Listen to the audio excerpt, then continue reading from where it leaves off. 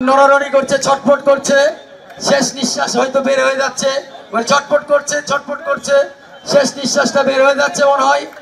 লা ইলাহা ইল্লাল্লাহু মুহাম্মাদুর রাসূলুল্লাহ, ইন্না লিল্লাহি ওয়া ইন্না ইলাইহি রাজিউন। কাছে নিয়ে আসো, মরার আগে আবার পড়ে না মরে যাই, এই একটা যন্ত্রণা আছে। আপনারা দেখছেন যে আপনারা একটু সাইড দেন ভাই, আপনারা একটু কাইন্ডলি ভিতরে যান, আস্তে আস্তে ভাই। এত জোরে তোর বুড়ি মানুষ ভাই এভাবে করে নিয়ে যেতে হয় না, বয়স্ক মানুষ আস্তে আস্তে নাও, মরার আগেই মেরে ফেলবো নাকি? আস্তে আস্তে আস্তে আস্তে ভাই, এত তাড়াহুড়া কিছু নাই, এত তাড়াহুড়া কিছু নাই। আমাদের এখানে ম্যাজিস্ট্রেট আছে ভাই, আপনারা একটু পিছনে যান ভাই, আর ফুটেজ খাওয়ার দরকার নেই, প্লিজ পিছনে যাই আমরা একটু। ভাই একটু দাঁড়াও, তোমরা তো ওয়েট করো না, জল্লাদ তুমি কি নিয়ম জানো না? দাঁড়াও, ম্যাজিস্ট্রেট আছে এখানে, আমাদের দামি ম্যাজিস্ট্রেট উপস্থিত আছে, উনি ওখানে গিয়ে শেখ হাসিনার সাথে কিছু বার্তালাপ করবে, সেগুলো ব্যবস্থা আছে। আমাদের এখানে কালো কাপড়টা একটু পরে দাও, হুজুর আছে, কালো কাপড় আছে। ভাই আমি ম্যাজিস্ট্রেট সাহেবকে বলছি, দামি ম্যাজিস্ট্রেট সাহেব আপনি একটু উপরে আসেন। আমাদের যে আসামি আছে ফাঁসির কাস্টে, তার একটা স্বীকারোক্তি নেন এবং উনি কি বলে আপনি এসে জানান, উনি কি ওনার অপরাধ স্বীকার করেছে কিনা। আপনি গিয়ে আপনি স্বীকারোক্তি নিয়ে আসেন, যান আপনি ওদিকে যান। আস্তাগফিরুল্লাহ কি জানে না? তাহলে আপনারা একটু বলে দেন যে আস্তাগফিরুল্লাহ। আমি তো ওনার হজে যাওয়ার ছবি দেখেছিলাম, ওরে কাঁদতেছে, স্বীকার করতেছে, শেষ সময় অন্তিম সময় স্বীকার করতেছে। ওনার কি কোনো শেষ ইচ্ছা আছে ম্যাজিস্ট্রেট সাহেব, আমি ম্যাজিস্ট্রেট, ওনার কি কোনো শেষ ইচ্ছা আছে? আপনি কি জিজ্ঞেস করেছেন? এই কি বলেন, ইলিশ মাছ খাইতে চাইবে কেন? না ইলিশ মাছ কেন খাইতে চাইবে ভাই? এটা তো ঠিক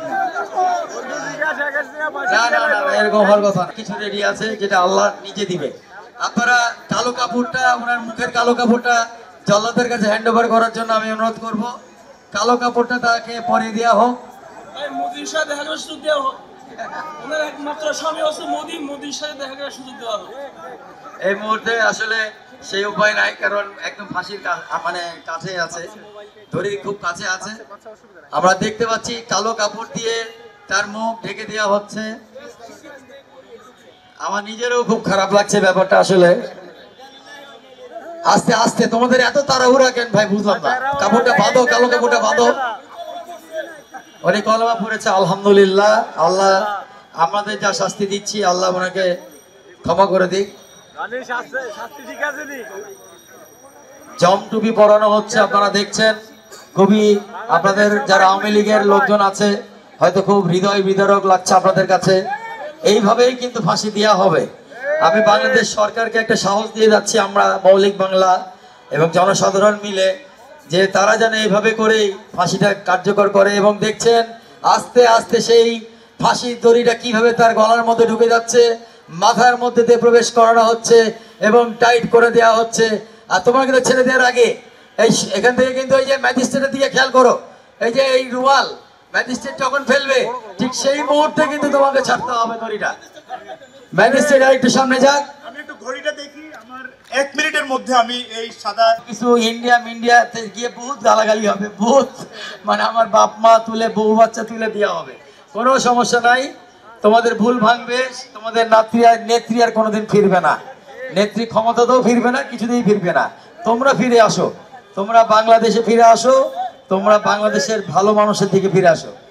রুমাল দেখলেন যে উঠে দেওয়া এবং শেখ হাসিনাকে ছেড়ে দাও।